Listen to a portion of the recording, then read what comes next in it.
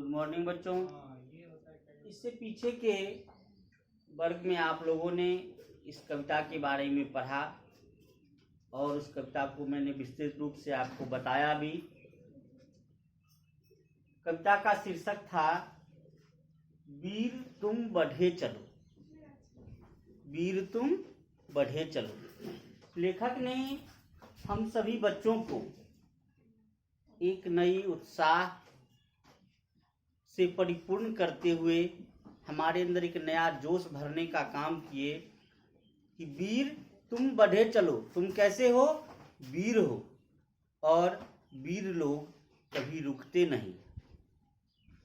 तो बच्चों, आगे मैं आज आप लोगों का इसका प्रश्न और उत्तर बताने जा रहा हूं। आप लोग बिल्कुल ध्यानपूर्वक इस बोर्ड पर देखेंगे कि किस प्रकार से प्रश्न पूछा जा रहा है और उसका उत्तर क्या बन रहा है। सबसे पहला प्रश्न है आप लोगों के लिए कि वीरों के हाथ में क्या रहना चाहिए। बच्चों, आपने उस कविता के अंदर पढ़ा था वीरों के हाथ में एक ध्वज, एक झंडा, एक पताका। कैसा पताका? जो हमें जीत दिलाता है, जो हमें जीत की ओर अग्रसर करता है। वैसे ध्वज को हमें हर हमेशा अपने हाथों में रखना चाहिए। क्वेश्चन नंबर 2 है, आप कैसे बालक बनना चाहते हैं? कभी हमसे पूछते हैं कि बच्चों आप कैसे बनना चाहते हैं, या आपकी मानसिकता, आपकी सोच पर निर्भर करती है कि आप कैसे बनना चाहते हैं। लेखक के द्वारा इस कविता में हमने पढ़ा हमें वीर और धैर्यवान, बिल्कुल निडर, किसी भी चीज से, चाहे पहाड़ आ जाए या सिंह की दहाड़ हो या बड़ी से बड़ी समस्या आ जाए, हमें कभी रुकना नहीं चाहिए। पूरे वीरता और धैर्यपूर्वक हमें अपने पथ की ओर अग्रसर होते रहना है। इसका आंसर आ रहा है हम वीर और धैर्यवान बालक बनना चाहते हैं। कैसे बालक? वीर और धैर्यवान, यानी विषम से विषम परिस्थिति आने पर भी, बड़ी सी बड़ी समस्या आने के बावजूद हमें अपना धैर्य नहीं खोना चाहिए। बिल्कुल धैर्य, पूरे धीरज के साथ हमें डटकर उस प्रॉब्लम से लड़ना चाहिए, हमें उस समस्या से लड़ना चाहिए।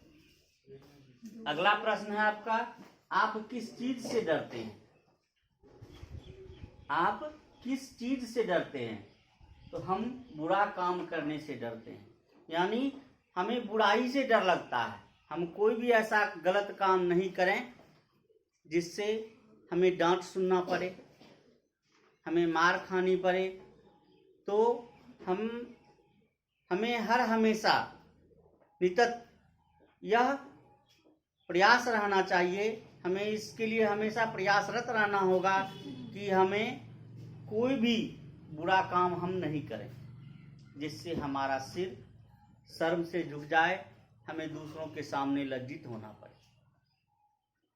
अगला प्रश्न है आपके लिए, आपको यह कविता कैसी लगी और क्यों? बहुत ही अच्छा सा प्रश्न पूछा है लेखक महोदय ने कि आपको यह कविता वीर तुम बढ़े चलो जो मैंने बताया, यह आपको कैसा लगा। लेखक तो अपने हिसाब से लिखे, लोगों को बताया, लेकिन यह कविता आपको कैसी लगी, और यदि अच्छी लगी तो क्यों, और बुरी लगी तो क्यों? दोनों का प्रश्न है।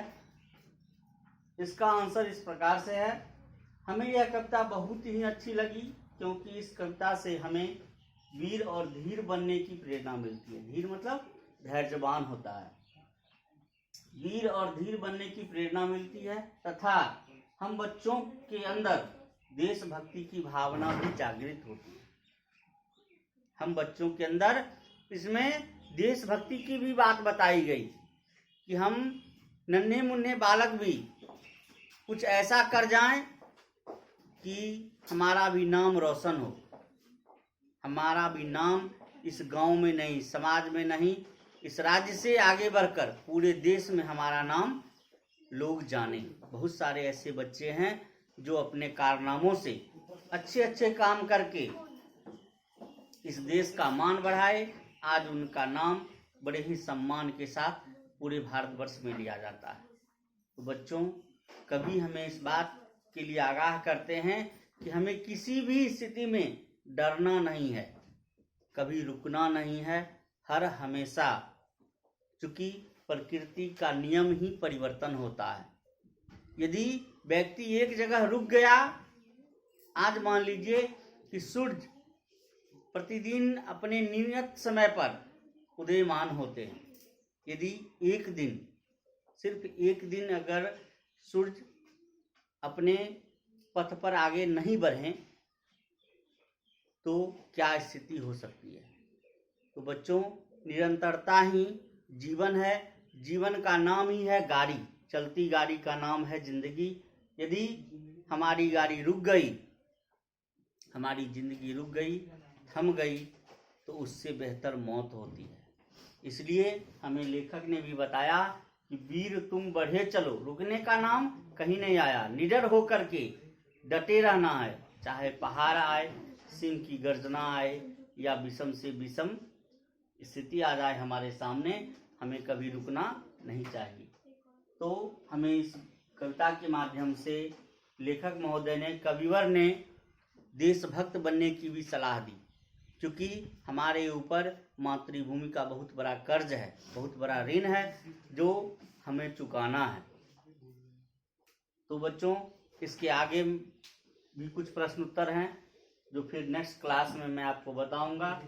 आप लोग इन चीज़ों को, अभी जो भी मैंने बातें बोर्ड पे बताई हैं उनको आप लोग नोट कर लें और उसको घर पे, अभी आप लोग घर पे हैं, आराम से बैठकर उसको लिखेंगे भी और उसको याद भी करेंगे।